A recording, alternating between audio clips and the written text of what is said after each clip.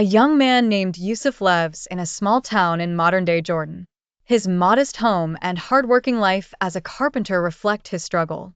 Despite his talent, prosperity eludes him. One day, he sees a social media post from his childhood friend, Samir, showing off a new sports car beside a fancy villa. Yusuf cannot understand how Samir, who barely passed school, has gained such wealth. The poison of envy creeps into his heart. Yusuf vents his frustration to his mother, who gently reminds him of the Quranic verse, "Do not covet what Allah has favored some of you over others." 4:32. But Yusuf dismisses her words, consumed by bitterness. His thoughts spiral, leading him to stop praying for blessings and instead to endlessly compare himself to Samir. His demeanor changes, and his heart grows heavy with jealousy. Upon hearing that Samir opened a second shop, Yusuf's envy drives him to improve his own business out of sheer competitiveness. The sincerity and joy in his work is replaced by a hunger to one-up Samir. Yusuf's hasty efforts backfire, leading to delayed orders, unhappy customers, and failed contracts. His reputation falters, while Samir prospers. A scholar's visit to the local masjid discusses the destructive nature of Hasad, warning that it consumes good deeds like fire consumes wood.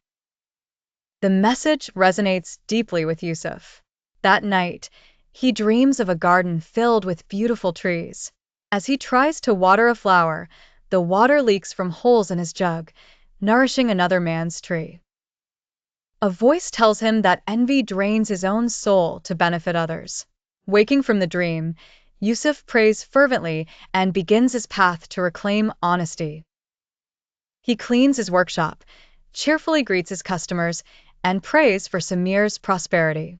He congratulates Samir publicly, garnering attention from those around him. An elderly customer arrives with a significant order, impressed by Yusuf's skill and conduct.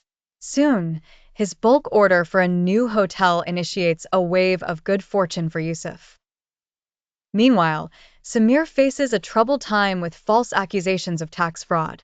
Faced with another test, Yusuf feels compassion rather than joy at Samir's misfortune.